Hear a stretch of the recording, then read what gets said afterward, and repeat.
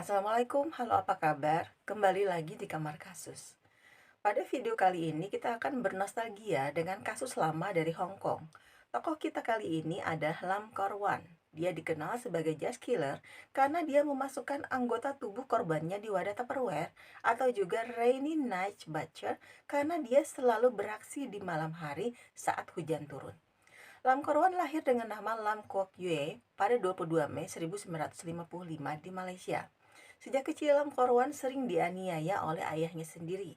Hampir setiap hari, Lam Korwan dipukuli ayahnya, dan tak hanya itu, dia juga harus menyaksikan ibunya menerima perlakuan yang sama. Ayahnya bahkan pernah memukul Lam Korwan kecil dengan sangat keras sehingga bocah itu pingsan. Lam Korwan selalu menjadi penyendiri. Penyiksaan baru berhenti ketika mereka pindah ke Hong Kong. Saat itu Lam Korwan masih remaja, tetapi karena pengalaman masa kecilnya, dia kesulitan berteman di sekolah. Lam Korwan tidak pernah pacaran. Set catur elektroniknya adalah teman terdekatnya. Setelah dewasa, ia mendapat pekerjaan sebagai sopir taksi dan memilih bekerja shift malam karena sesuai dengan temperamennya. Dia terus tinggal di rumah keluarganya di To Kwa Wan, Jalan Kway Chow, berbagi kamar dengan adik laki-lakinya. Ayah Lam Korwan menikah 3 kali. Orang tuanya bercerai saat dia masih kecil. Di Hong Kong itulah dia tinggal dengan keluarga baru ayahnya beserta ibu dan adik laki-laki tiri. Pekerjaannya sebagai sopir taksi membuatnya leluasa menjemput korbannya yang masuk sendiri ke dalam taksinya secara sukarela. Bagaimana ceritanya seorang penyendiri seperti Lam Korwan berakhir menjadi penghilang nyawa berantai? Pada awalnya, kesukaan Lam Korwan hanya sebatas majalah porno yang dia beli dan sembunyikan dari keluarganya di dalam kotak logam. Tapi lama-lama kesukaannya terhadap majalah porno memudar. Dia tidak lagi merasa puas hanya sekedar melihat majalah. Dia mulai mengintipi para wanita tetangga. Tapi tidak hanya sekedar mengintip. Jadi dia beralih ke tindakan yang lebih mesum. Dia membeli kamera Polaroid pada usia 18 tahun dan mulai memotret wanita dari bawah pintu bilik toilet. Kegiatannya itu terus dia lakukan sampai suatu hari dia dipergoki dan dimaki habis-habisan. Kejadian ini cukup membuat Lam Korwan kapok. Dia harus dikirim ke rumah sakit jiwa Castle Peak dengan pertimbangan pengganti hukuman karena dia masih muda. Dia di sana selama 3,5 tahun. Tapi hasratnya yang terpendam tidak bisa dia ungkapkan, ditambah perilakunya yang sangat tertutup membuatnya memutar otak. Pada suatu malam, dia menjemput seorang penumpang, seorang wanita bernama Shan Fung Lan, sekitar jam 4 pagi. Wanita itu baru saja menyelesaikan pekerjaannya di klub malam di Sim Sa Sui dan pergi makan bersama saudara perempuan dan teman-temannya. Karena terlalu lelah dan mabuk, Shan Fung Lang tak ingin melanjutkan minum-minumnya, memutuskan untuk pulang. Perempuan itu benar-benar mabuk. Beberapa sopir menolak mengantarnya, tapi Lam Korwan menyanggupinya. Di tengah perjalanan, perempuan itu menyuruh Lam Korwan untuk berhenti. Dia berhenti di pom bensin dan dia membuka pintu dan muntah ke jalan. Setelah muntah, dia meminta Lam Korwan untuk mengirimnya kembali ke Sim Sa Sui. Beberapa menit kemudian, dia berubah pikiran sekali lagi. Perempuan itu tidak tahu mau kemana. Dia menyuruh arah berlawanan, tapi lalu bingung dan tak tahu harus kemana. Lam Korwan pun bertanya sebenarnya Shan Fun Lang mau kemana. Tapi yang sudah dasarnya memendam hasrat keji sampai ke ubun-ubun, sudah sakit jiwa dari sananya, ia menghentikan mobilnya, mengambil kabel listrik yang sejak awal dia bawa. Mungkin memang dia bawa entah untuk keperluan apa, dan dia mencekik wanita mabuk itu sampai mati. Setelah itu dia pulang dengan mayat masih di dalam mobilnya, menyeretnya ke flatnya melewati satpam yang sedang tidur. Saat itu kurang lebih jam 4 pagi dan kemudian menyimpan mayat itu di bawah sofa. Lam Korwan tinggal di sebuah apartemen bersama keluarganya. Jadi ketika dia kembali ke rumah dengan mayat korbannya, dia menyembunyikan mayat mereka di bawah sofa di ruang tamu sampai semua anggota keluarganya pergi untuk hari itu. Akibatnya, ibu, ayah, dan saudara laki-laki Lam Korwan tanpa sadar berbagi rumah dengan mayat 4 wanita. Lam Korwan menunggu keluarganya bangun dan pergi bekerja sebelum dia membaringkan tubuh korbannya di lantai kamar tidurnya yang sudah ia tutupi plastik. Jadi dia sudah kepikiran ya. Sebab Lam Korwan bekerja semalaman sehingga punya kesempatan memotong korbannya di rumah selama siang hari tanpa perlu diketahui keluarga dekatnya. Untuk mempermudah aksinya, dia menggunakan gergaji listrik untuk memotong tubuh korbannya. Tak cukup sampai di sana, dia bahkan mengambil foto semuanya secara detail. Lam Korwan mendokumentasikan kejahatannya. Dia mempelajari fotografi di waktu luangnya. Dia lalu membungkus bagian tubuh dan kemudian melemparkannya ke sungai Shingmun. Seminggu kemudian, laporan berita tentang bagian tubuh yang terdampar di tepi sungai bermunculan, tetapi mereka tidak dapat mengidentifikasi mayat itu dan mereka juga tidak tahu siapa pembunuhnya. Tapi ada tato mawar di dada perempuan itu dengan detail pisau yang menembus mawar itu. Polisi mempublikasikan hasil. Tak berapa lama seorang lelaki mengakui sebagai suami wanita itu yang bernama Shan Fun Lang. Wanita itu baru berusia 21 tahun dan ibu dari 2 anak kecil. Dia adalah nyonya rumah di rumah hiburan bernama Istana Cina. Tapi polisi belum menemukan titik terang siapa pelakunya. Pembunuhan pertama ini tidak direncanakan, tetapi cara pengungkapannya menentukan langkah-langkah untuk peristiwa-peristiwa berikutnya. Selama 7 bulan berikutnya, Lam Korwan membunuh dan memotong-motong 3 wanita lainnya dan mengambil foto dan video tubuh mereka. Pada saat itu, tahun 1980-an, tidak ada kamera digital atau printer untuk mencetak foto-foto mengerikan itu secara sendiri di rumah. Jadi dia harus mengirim negatif film ke toko Kodak di Simsasui untuk mengembangkannya. Pada awalnya, pengembang film menanyai Lam Korwan tentang gambar-gambar itu, tetapi dia hanya mengatakan dia adalah seorang teknisi laboratorium universitas yang melakukan penelitian medis. Ketika Lam Korwan ditangkap karena kejahatannya, penyelidik bertanya-tanya apakah dia ingin ditangkap. Karena langkah yang paling berisiko yang menyebabkan penangkapannya adalah Lam Korwan mengembangkan fotonya di toko fotografi. Dia memiliki kesempatan melarikan diri yang sempit ketika seorang teknisi menanyainya tentang foto-foto anggota tubuh yang dipotong-potong itu, dan dengan jelas menunjukkan tentang penampang sendi yang tidak biasa.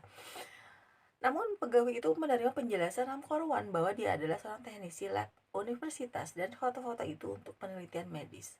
Untuk pembunuhan berikutnya, dia telah sepenuhnya merencanakannya. Dia membeli beberapa instrumen bedah dan formaldehida, cairan kimia yang biasa digunakan dalam mengawetkan mayat.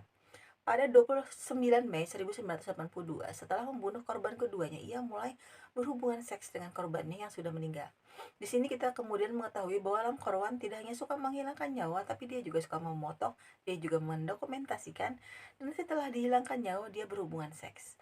Lam Korwan mempunyai kelainan menyukai mayat atau nekrofilia.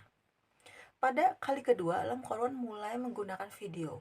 Setelah mengambil gambar-gambar yang diinginkan, Lam Korwan membuang potongan-potongan tubuh lainnya dan menyimpan potongan alat vital dan organ tubuh korban di dalam sebuah wadah yang sudah diisi cairan pengawet. Jadi dia juga pilih-pilih bagian tubuh mana saja yang dia mau, mana yang tidak. Yang dia tidak mau ya dibuang. Lam Korwan membuangnya di sekitar jalan Taihang. Korban ketiga bernama Leng Sawan. Lam Korwan melakukan modus operandi yang sama. Bagaimanakah Lam Korwan akhirnya tertangkap? Lam Korwan ditangkap oleh petugas berpakaian preman pada 17 Agustus 1982. Dia telah mencoba membuat foto salah satu korbannya yang dipotong-potong di sebuah toko Kodak. Manajer toko Mongkok memberitahu polisi dan mereka menunggunya ketika dia kembali untuk mengambil foto. Saat dikonfrontasi, Lam Korwan mengklaim bahwa foto-foto itu adalah milik temannya yang bekerja di kapal yang akan segera menemuinya. Ketika pria yang dimaksud Lam Korwan tidak muncul, polisi memaksa Lam Korwan ke apartemen lantai pertama orang tuanya di Jalan Koi Chiao untuk melakukan penggeledahan. Polisi menemukan kotak amunisi tua di kamar tidur yang dia tinggali bersama saudaranya. Kotak itu berisi pornografi dan lebih banyak foto bagian tubuh, kaset video, dan beberapa Tupperware berisi alat kelamin wanita. Awalnya, polisi menangkap semua anggota keluarga Lam Korwan karena menduga tidak mungkin pembunuhan korban sebanyak dan semengerikan itu dilakukan seorang diri. Tetapi polisi kemudian membebaskan keluarga Lam Korwan karena tidak terbukti bersalah. Sebelum Lam Korwan tertangkap, media Hong Kong menyebut pelaku pembunuhan berantai yang sedang dicari polisi itu dengan julukan pembunuh di malam hujan, karena para korban dijemput, menghilang, dan terbunuh pada saat cuaca buruk di malam hari. Namun setelah Lam Korwan tertangkap, hasil penemuan barang bukti pembunuhan membuat julukan lelaki muda yang mengalami gangguan kepribadian itu berubah menjadi pembunuh toples atau George Killer. Pada 8 April 1983, di akhir persidangan 3 minggu yang panjang dengan juri 7 orang, Lam Korwan dinyatakan bersalah atas 4 tuduhan pembunuhan dan dijatuhi hukuman mati dengan digantung.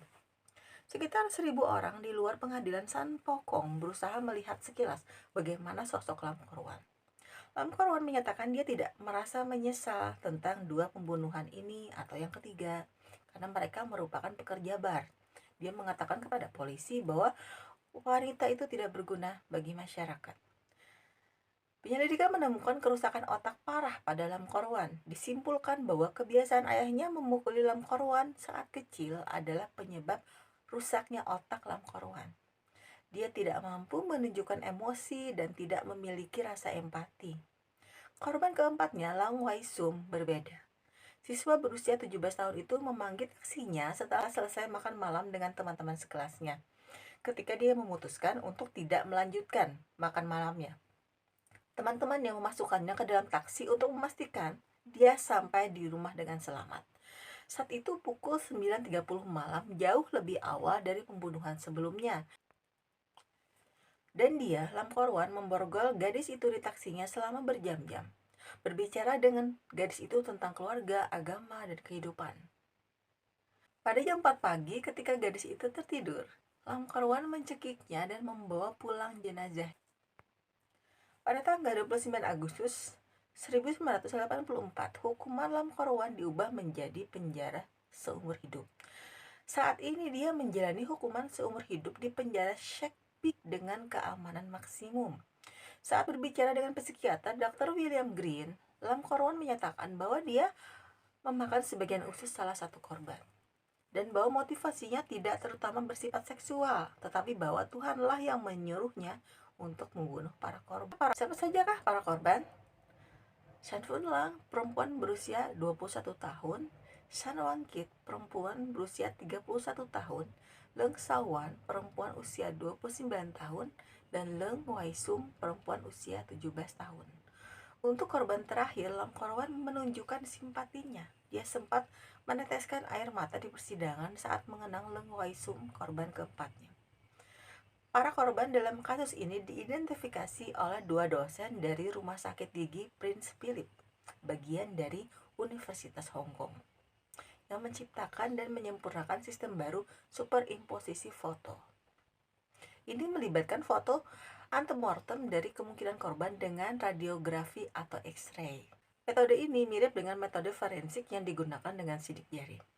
Kehebohan dari pernya diadaptasi ke layar lebar yang diperankan oleh aktor Hong Kong Simon Yam dalam film Dr. Lab pada tahun 1992.